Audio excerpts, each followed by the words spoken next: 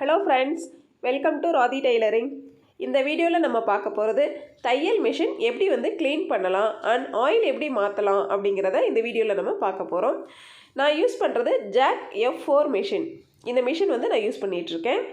தொழில் ரீதியாக பார்த்தீங்க அப்படின்னா அதிக நபர்கள் யூஸ் பண்ணக்கூடிய மிஷின் அப்படின்னு இந்த மிஷினை பற்றி நம்ம சொல்லலாம். ஹை ஸ்பீடு மிஷின் அப்படின்னும் இதை சொல்லலாம். யூபிஎஸ் கனெக்ஷனில் ஒர்க் ஆகக்கூடிய மிஷின். நம்ம பாதியிலேயே ஸ்டிச் பவர் ஆஃப் ஆகி கட் ஆயிடுச்சு அப்படிங்கிற பட்சத்தில் நம்ம தொடர்ச்சியாக யூபிஎஸ் கனெக்ஷன் இருந்தால் நம்ம ஒர்க் பண்ணலாம். இந்த மிஷின் எப்படி நம்ம க்ளீன் பண்ணலாம் அப்படிங்கிறத பார்க்கலாம். ஃபஸ்ட்டு இந்த கார்னர்லேருந்து நம்ம க்ளீன் பண்ண ஆரம்பிக்கலாம். நீங்கள் ஃபஸ்ட்டு இது மாதிரி ஒரு ப்ரஷ் எடுத்துக்கோங்க. ப்ரஷ் எடுத்துகிட்டு இந்த ஹோல் இருக்கு இல்லைங்களா, இந்த ஹோலில் பாருங்கள் டஸ்ட்டு இருக்குது. அதை எப்படி க்ளீன் பண்ணலாம் அப்படிங்கிறத பாருங்கள். இந்த மாதிரி உள்ளே விட்டு ப்ரஷ் பண்ணி விட்டு இந்த மாதிரி க்ளீன் பண்ணிடுங்க. அதே போலவே இந்த எல்லா ஹோல்லையுமே உங்களுக்கு கண்டிப்பாக அழுக்குகள் இருக்கும். ஏன்னா நம்ம ப்ளவுஸ் ஸ்டிச்சிங் பண்ணும் பொழுது நம்மளுக்கு கண்ணுக்கு தெரியாத துகள்கள் நிறைய இருக்கும். அதனால இதில் கண்டிப்பாக படிய வாய்ப்பு இருக்கு. ஆக 6 மந்த்துக்கு ஒரு டைம் அல்லது 3 மந்த்துக்கு ஒரு டைம் இந்த மாதிரி கண்டிப்பாக க்ளீன் பண்ணிடுங்க. அதுதான் உங்களுக்கு ரொம்பவே மிஷின் ரொம்ப சேஃபாக இருக்கும். இந்த மாதிரி எல்லாமே க்ளீன் பண்ணிடுங்க. இது பாருங்க ரொம்பவே அழுக்காக இருக்கு. அப்படி இருக்கும் பட்சத்தில் நீங்கள் ரொம்ப பொறுமையாகவே இதை க்ளீன் பண்ணலாம். ரொம்ப நேரம் நல்லா ப்ரெஸ் பண்ணி க்ளீன் பண்ணீங்க அப்படின்னா தான் இந்த அழுக்குகள் சுத்தமாக போகும். சரிங்களா? இந்த மாதிரி நல்லா ப்ரெஸ் பண்ணி விட்டு அழுக்குகளை வெளியில ரிமூவ் பண்ணிடுங்க.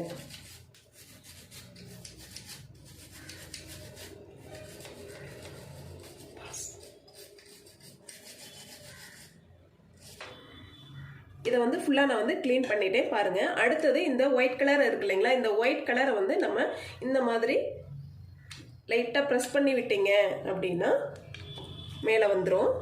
இப்படி எடுத்துட்டீங்க அப்படின்னா இதையுமே நம்ம ஃபுல்லாக க்ளீன் பண்ணிடலாம். பாருங்கள், இந்த டஸ்ட்டையும் நம்ம இந்த மாதிரி ரிமூவ் பண்ணிடலாம்.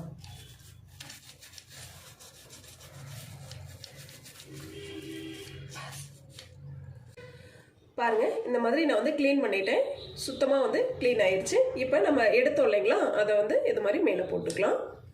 ஓகே, இந்த மாதிரி நம்ம செட் பண்ணிக்கலாம். அடுத்தது பார்த்தீங்க அப்படின்னா நூல் சுற்றுவோம் இல்லைங்களா, இதையுமே நம்ம இது மாதிரி மேலே திருக்கணும் அப்படின்னா இது மாதிரி மேலே வந்துடும். அடுத்தது ஸ்ப்ரிங் எப்படி வெளியில் எடுத்துக்கோங்க. நெக்ஸ்ட் பார்த்தீங்கன்னா இந்த பிளேட் 2 இருக்கும், அதை அப்படியே வெளியில் எடுத்துருங்க. பாருங்கள் எவ்வளோ டஸ்ட் இருக்குது அப்படின்ட்டு. இதையுமே நம்ம க்ளீன் பண்ணிவிட்டு அதே போலவே நம்ம செட் பண்ணிடலாம். இந்த மாதிரி க்ளீன் பண்ணிடுங்க.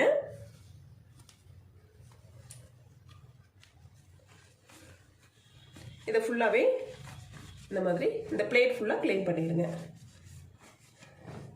நெக்ஸ்ட்டு இந்த பிளேட் பாருங்கள், ஃபஸ்ட்டு இருந்த மாதிரியே நம்ம செட் பண்ணிடலாம்.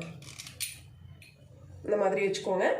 நெக்ஸ்ட்டு இந்த ஸ்ப்ரிங் வச்சுருவோம். அடுத்தது இந்த கேப் இது மேலே வச்சு க்ளோஸ் பண்ணிடலாம். ஓகே, இப்போ நம்ம இதை க்ளீன் பண்ணி ஃபினிஷ் பண்ணிட்டோம். அடுத்தது பாருங்கள், இது ஃபுல்லாகவே நம்ம இந்த மாதிரி க்ளீன் பண்ணிக்கலாம். அடுத்தது நம்ம இப்போ க்ளீன் பண்ண அதே போல தான் இந்த பிளேட்டையும் நம்ம க்ளீன் பண்ண போகிறோம். இதை ஃபுல்லாகவே இப்படி எடுத்துருங்க. நெக்ஸ்ட்டு இந்த பிளேட் இருக்கும் பாருங்கள், இதையும் எடுத்துருங்க. இந்த ஸ்ப்ரிங்கையும் எடுத்துருங்க. அதே போல் இதில் 3 லேயர் இருக்கும். இது 3ஐயுமே இந்த மாதிரி 1 by 1 இந்த மாதிரி 3ஐயுமே செட்டோட நம்ம எடுத்துடலாம். சரிங்களா?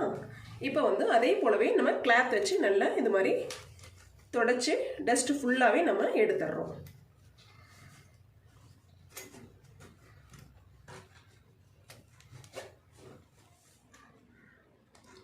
இந்த கேப்பில் இந்த மாதிரி கிளாத் உள்ளே விட்டும் நம்ம க்ளீன் பண்ணலாம். இது மாதிரி ரொம்ப உள்ளே போகலை அப்படிங்கிற இடத்துக்கு மட்டும் இந்த மாதிரி ப்ரஷ் வச்சு லைட்டாக க்ளீன் பண்ணிக்கோங்க.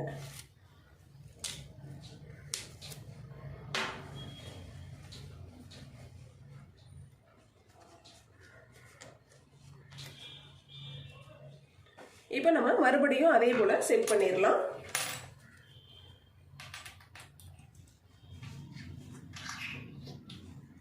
இந்த பிளேட் எல்லாமே நான்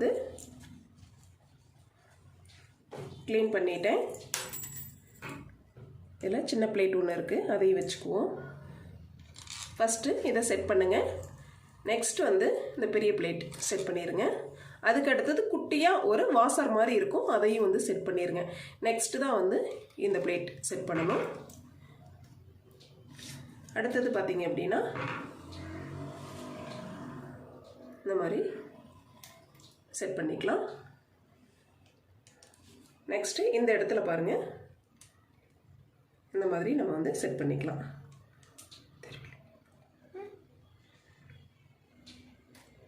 இந்த மாதிரி க்ளோஸ் பண்ணிடுங்க.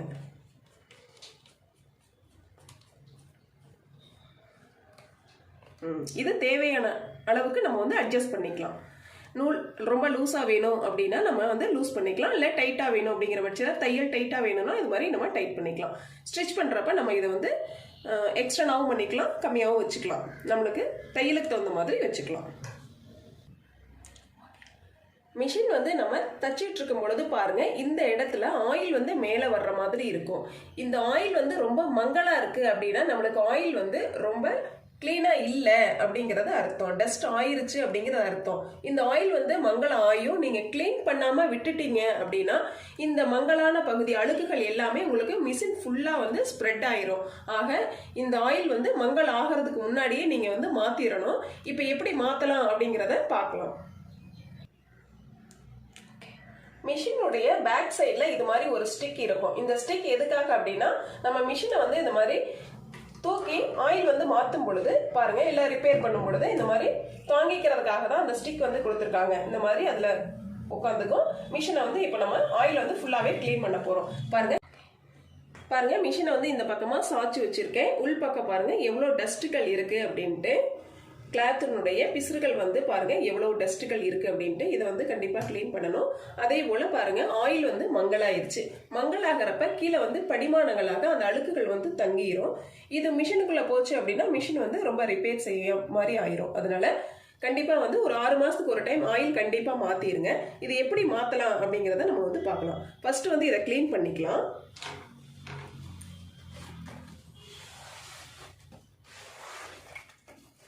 ஃபஸ்ட்டு வந்து இதெல்லாமே க்ளீன் பண்ணிக்கலாம்.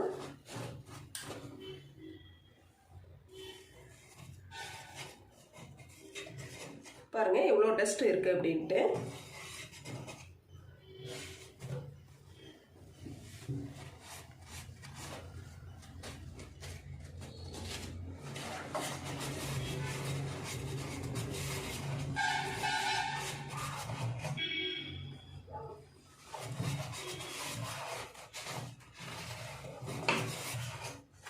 இந்த சைடு ஃபுல்லாக நம்ம க்ளீன் பண்ணியாச்சு.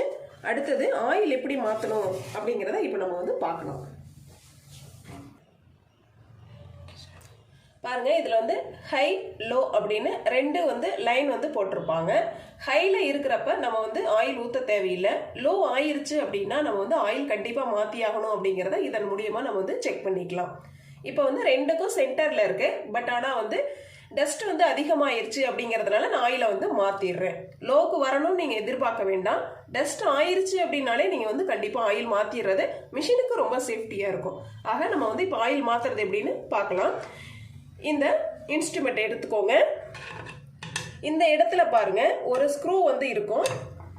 அந்த ஸ்க்ரூவை இந்த மாதிரி நம்ம வந்து கலட்டணும்.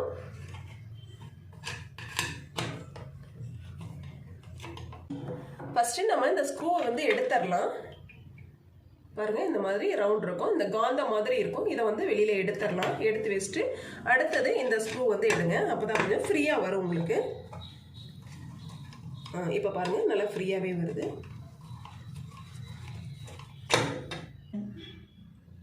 பாருங்கள் இந்த ஸ்க்ரூ எடுத்த உடனே ஆயில் வந்து இந்த மாதிரி லீக் ஆகும். இதில் வந்து நம்ம ஒரு பாட்டிலில் இது மாதிரி ஸ்டோர் பண்ணிக்கோங்க. இதை வந்து ரீயூஸ் பண்ண முடியாது. நம்ம ஆயில் வந்து ஃப்ரெஷ்ஷாக தான் அந்த மிஷினுக்கு புது ஆயில் தான் நம்ம வந்து யூஸ் பண்ணணும். இந்த ஆயிலை மறுபடியும் வந்து யூஸ் பண்ணக்கூடாது.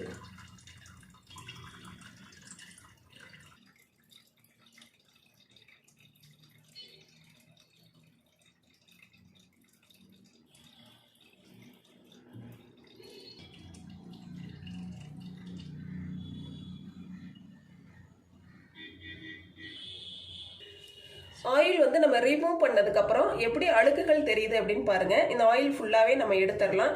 இந்த அழுக்குகள் வந்து தேங்க விடக்கூடாது. கண்டிப்பாக இதில் வந்து தொடச்சி எடுத்துடணும். பாருங்கள், இந்த மாதிரி இந்த பக்கம் தள்ளி விட்டோம் அப்படின்னா இந்த ஹோல் வழியாகவே மீத இருக்கிற ஆயிலும் எல்லாமே உள்ளே போயிடும். ஸ்க்ரூ வந்து வெளியில் எடுத்து வச்சுருங்க.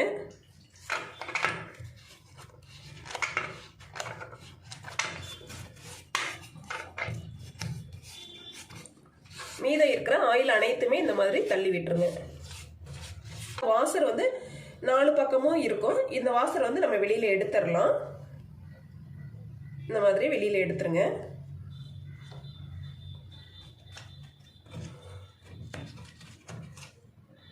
இது எல்லாமே நம்ம வெளியில் எடுத்துடலாம். இதையுமே வந்து இந்த மாதிரி க்ளீன் பண்ணிக்கலாம்.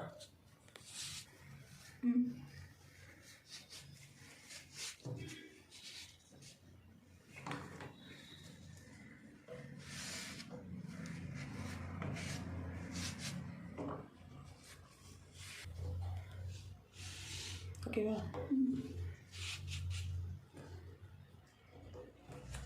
இந்த மாதிரி எல்லாமே வந்து க்ளீன் பண்ணிக்கோங்க.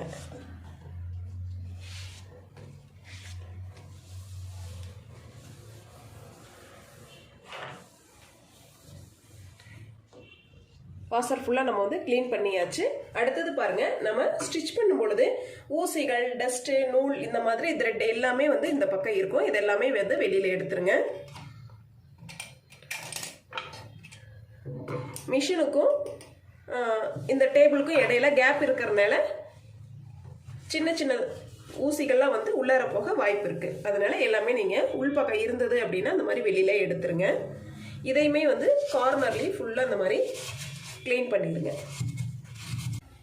மெஷின் பக்கத்தில் கீழே பாருங்கள், இந்த மாதிரி த்ரெட்டு 2 இருக்கும். இது வழியாக தான் ஆயில் வந்து மிஷினுக்கு மேலே போகுது. சரிங்களா? இந்த ஆயிலையும் இதையும் வந்து நம்ம வந்து கொஞ்சம் க்ளீன் பண்ணிக்கலாம். நெக்ஸ்ட் நம்ம ஃப்ரெஷ்ஷாக ஆயில் ஊற்றும் பொழுது அந்த ஆயிலை வந்து த்ரெட்டை எடுத்துகிட்டு போகும். இந்த மாதிரி எல்லாமே நம்ம வந்து க்ளீன் பண்ணிக்கோங்க.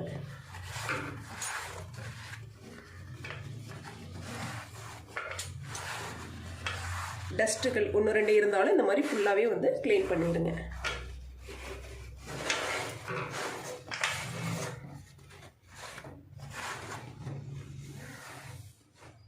நம்ம ஃபுல்லாகவே க்ளீன் பண்ணியாச்சு. நெக்ஸ்ட்டு பாருங்கள், இது வந்து காந்தம் ஏன் கொடுத்துருக்காங்க அப்படின்னா கரெக்டாக அந்த ஸ்க்ரூ வந்து இந்த இடத்துல உட்காரணும் அப்படிங்கிறதுக்காக கொடுத்துருக்காங்க. ஃபஸ்ட்டு வந்து இந்த ஸ்க்ரூவை இந்த இடத்துல போட்டு நம்ம ஹோலை வந்து ஃபில் பண்ணிடுறோம்.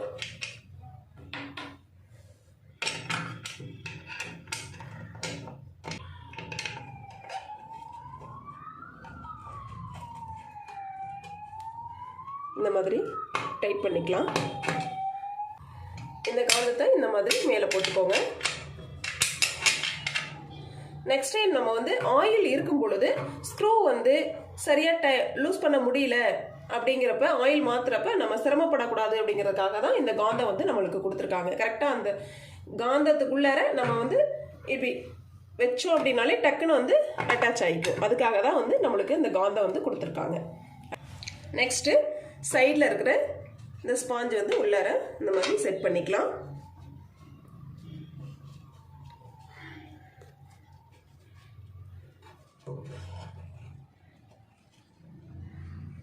அதே போல் இந்த சைட்லேயுமே வந்து செட் பண்ணிக்கோங்க.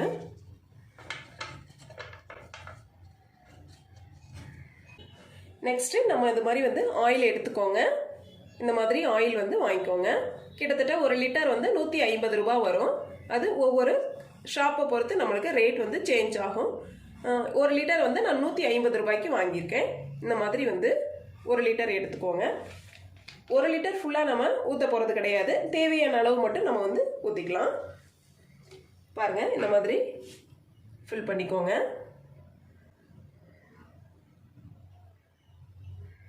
இதில் இந்த மாதிரி ஹை வரைக்கும் நம்ம ஊற்றிக்கலாம். போதுமானது. பாருங்கள், இப்போ எவ்வளோ நீட்டாக க்ளீனாக ஒயிட்டாக இருக்குது பாருங்கள். இந்த மாதிரி தான் நம்ம க்ளீன் பண்ணி ஆயில் வந்து ஃபில் பண்ணணும். தையல் மிஷினுடைய cleaning work plus oil changing பற்றி இந்த வீடியோவில் நம்ம பார்த்துருக்கோம். இந்த வீடியோ பிடிச்சிருந்தா சப்ஸ்கிரைப் பண்ணுங்கள்.